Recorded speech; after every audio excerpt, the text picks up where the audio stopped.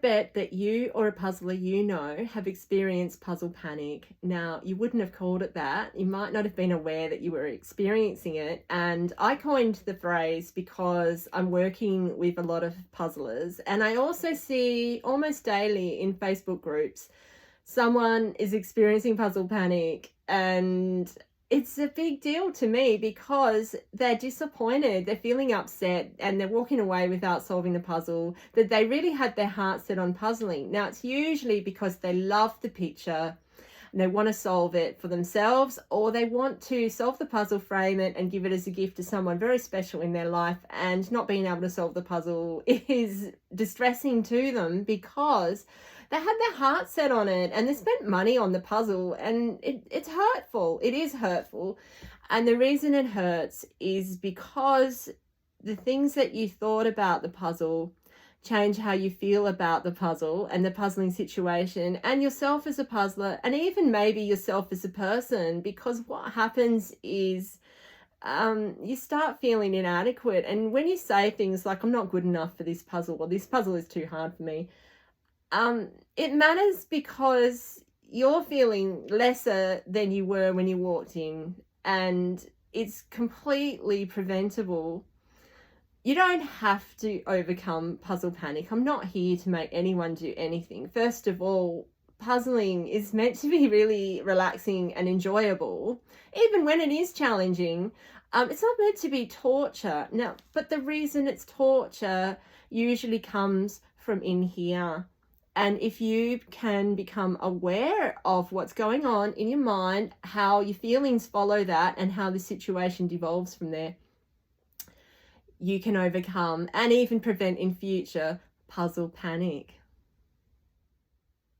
Before I go on, I have a note about what puzzle panic is not. Puzzle panic is not choosing to skip a puzzle because it doesn't meet the physical criteria you have for puzzling. Now, there are people who use puzzles in occupational therapy and rehabilitation, and if a puzzle doesn't meet the needs that you have for successful puzzling, like a larger piece size, a texture you can handle, bright colors if you're vision impaired, or a lower piece count, whatever it is that you need, if a puzzle doesn't meet that criteria, choosing not to puzzle it is not part of puzzle panic, okay? Puzzle panic is also not choosing to solve a puzzle because of boredom. Boredom's usually a sign of inadequate strategy. Now, it might be that you just don't want to do the strategy that might be required to solve the puzzle. Some people find certain strategies repetitive or boring, and if that's the case, it's not puzzle panic, and that's fine, move on. And also, if the puzzle, just, you might want to do the puzzle later, you just, right now at this time, you're not in the mood for this puzzle, and that's fine too. The only reason I ever talk about puzzle panic as being a problem is because it's usually people leaving a puzzle feeling bad. If you're feeling indifferent, that's fine. That's not puzzle panic, okay? But people are feeling angry, disappointed, bitter, or just frustrated, nervous, scared, panicky, whatever it is. If a puzzle has changed the way you felt when you walked in on it, this could be puzzle panic. And there really is help for it. Now, it's up to you when the time is right for you to take the steps to learn to understand what puzzle panic is and how to overcome it in your life and prevent it in your life. That's totally up to you. So the thoughts that you have about a puzzle determine how you feel in your puzzle session, and how you feel about yourself can follow pretty hot on the heels of that. Now, I don't want anyone to feel bad, and I'm here to help. So the problem with the thoughts that you have about a puzzle is that you don't usually think them once. So you open a puzzle and you look at it and you might think straight away, oh, these pieces look the same, oh my god, this puzzle is too hard. And you don't usually think it once. You think it, you feel it, the feelings ramp up, you think it again, it's a vicious cycle, right? So the more times you think it, the feeling escalates, it's getting confirmed within your own body, mind and body. You usually have a physical reaction to it too. And it's a vicious cycle. Now, if you look at a puzzle and say all the pieces look the same, all of a sudden they really look the same, and you're blind to the attributes of the puzzle, that you might be able to calmly observe the differences and things like that. So because your powers of observation go down, the less calm you are. So the more you puzzle panic, the harder the situation is to turn around. So there's that.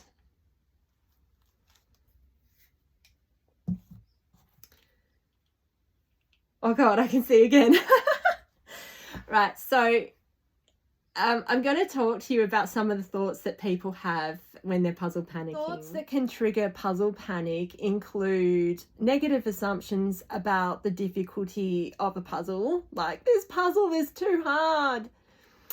Confusion about identifying the pieces, like all these pieces look the same. Cognitive overwhelm and confusion about strategy, sort of thoughts like, I don't even know where to start. What do I do? There's overstimulation or observational paralysis, which is when you are so freaking out you can't see or think anything. You can't even get any idea, any motion going.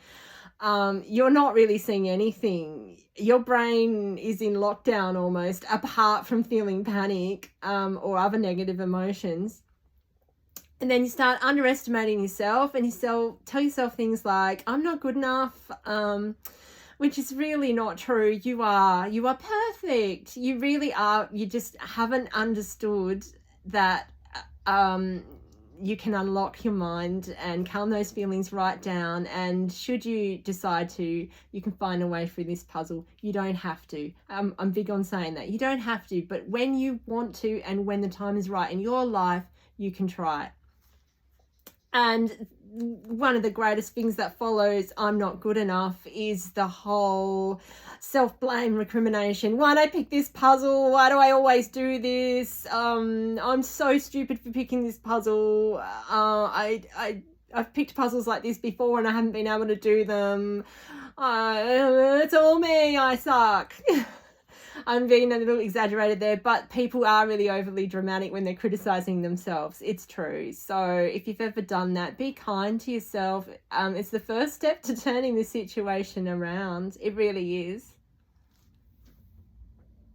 So confession time. I am only a calm puzzler. I'm not a calm person, so I get it. I mean, I have anxiety about everything from flying to going to unfamiliar places alone for the first time, and even making a phone call. So I mean, I have that the painful feelings and thoughts that come with anxiety, and I do remember times in my life previously where I felt a little bit of fear with puzzles, because when you are stretching your wings and going beyond your norm into a harder level of puzzle, whatever that is for you, it's natural. I mean, I grew up being a school holiday puzzler when I was a kid, and I didn't have that much money, so I had a limited number of puzzles that I would just do each school holiday. So I did them quite a few times. Now, you don't really grow that way, but I was enjoying myself. But as an adult, I broadened my horizons. There's a whole world of puzzles online that you can try, and I found that I'd been puzzling the same way my whole life, and I needed to stretch my repertoire and build a bomb-proof toolkit for puzzling. And I'm really glad I have, because it's been so enjoyable for me, and now I am rock steady when it comes to puzzling. I'm walking in calm, because I know that there is no puzzle in the world that can hurt me. The puzzle itself is an inanimate object. It's not making you feel bad. If your feelings change during a puzzle session, it's usually, as I say, it's a response to what you're thinking. So you need to counter that. And I'm here to help you build your toolkit. First of all, how to restore calm when you need to, and then how to counteract the thoughts that you might be having. And we'll get through this together. So the first step to overcoming puzzle panic has got to be to assess how badly you need to calm down. Now, you might not need to calm down because you might not have started panicking yet. Good for you, that's great. But if you are panicking, don't proceed and don't approach your puzzle again until you have calmed down. Now, there are so many different ways to calm yourself, and I encourage you to explore those because different things work for different people. Now, you might need to take some conscious breathing exercises. You might need to do some sort of thing where you're what can I see, what can I hear, the sensory thing.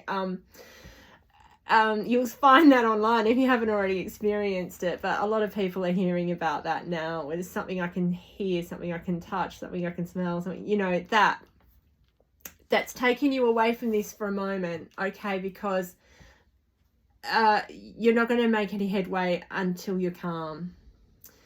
There's other things as well, and I have written about it on my blog, and I hope to do some videos about specific calming techniques in the future. But this is really just to say right now, don't approach your puzzle again until you're calm. You won't be able to observe anything, and you need your powers of observation. So just when you're ready, go back to your puzzle. The next step is, and it's important, do not rush. The puzzle is not attacking you, and you are not attacking the puzzle, okay? So when you're calm, you'll be able to observe more. And I really think that if it's a very challenging puzzle that is already beginning to daunt you, then you need to approach it slowly and even consciously decide to make unemotional observations. Just basically strip it back to science, okay, and think, what do these pieces feel like? What are these pieces, what different shapes they are? Oh, look, these are all the same shape. That's either a good thing or a bad thing, right? But don't make emotional judgments first. Just make a list if you have to on a piece of paper. What can I see?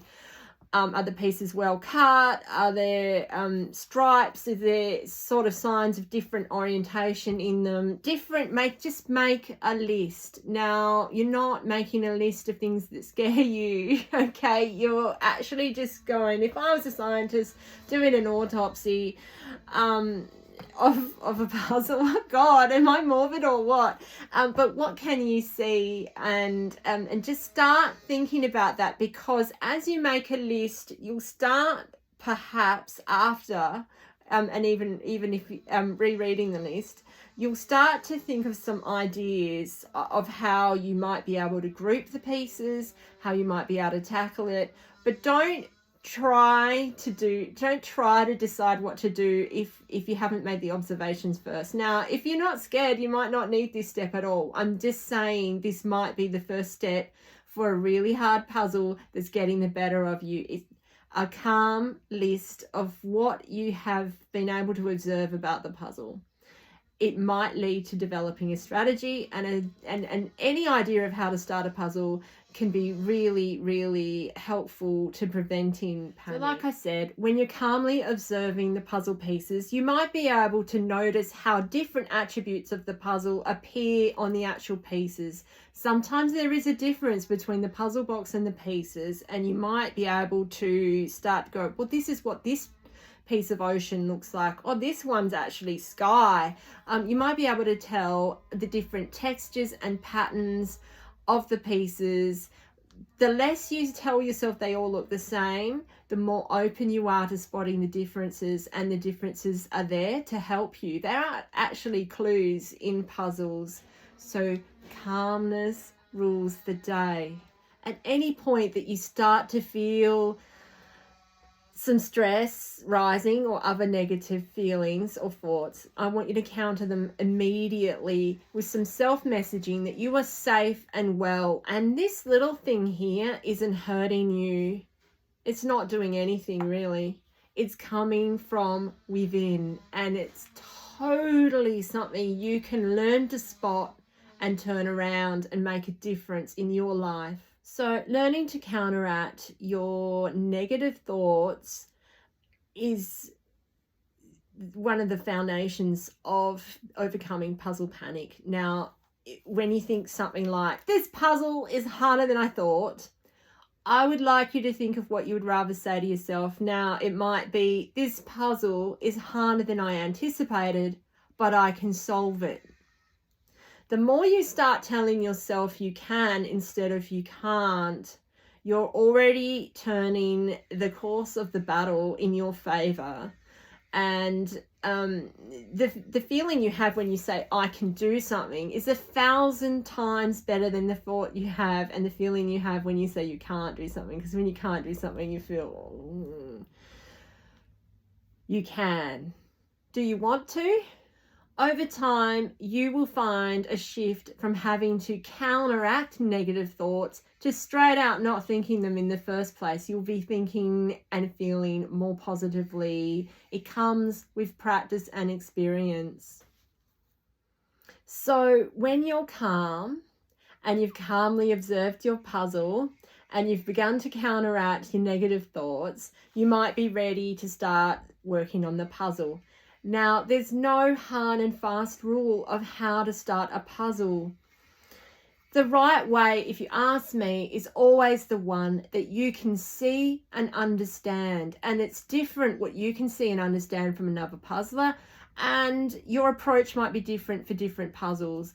Some puzzles you might start with the edges first because they're so easy to identify, and they might have a lot of different characteristics to help you put them together and locate them on the puzzle board. That's great. And another puzzle, you might find those straight edges, but you might not be able to join them up. They might be looking a bit too the same for you, or you might be struggling to understand the fit, if it's false fits or just really hard to see. Like, I find black edges really hard. I'm vision impaired and I don't like dark pieces. I might save them to last. If I can do the internal part of the puzzle, I can figure out where each edge piece goes at the end. Flexibility is your friend. It makes you a much more resilient puzzler. And so, like I say, having a toolkit for bomb-proof puzzling involves having different ideas about how you can start and proceed with the puzzle, but the right thing is always what you can see and understand. So do that. It's also really hard to maintain calm in the face of chaos. Now, I see this on Facebook a lot too, where someone takes a photo of their puzzle board going, help, I can't proceed with this puzzle, or I can't even get started. And what it is, when you look at their photos quite often, oh God, I hope it's not you. I don't feel criticized if it is. But I quite often see piles of edge pieces with a couple joined, and then a few little bits of something else, and they've tried maybe 5 or 6 different ways to start a puzzle, and that's fine, but you haven't cleared up in between each thing that you've tried, and you've got a great big puzzle puke on your puzzle board. I am morbid. It's hard to see. It's hard to make sense of things. We've got so many different things going on. Everything's running into each other. And, you know, it's okay to try one thing after another, but you might need to tidy up in between things. Have you ever seen MasterChef when they say to the contestants, the judges come along and say, clean your bench?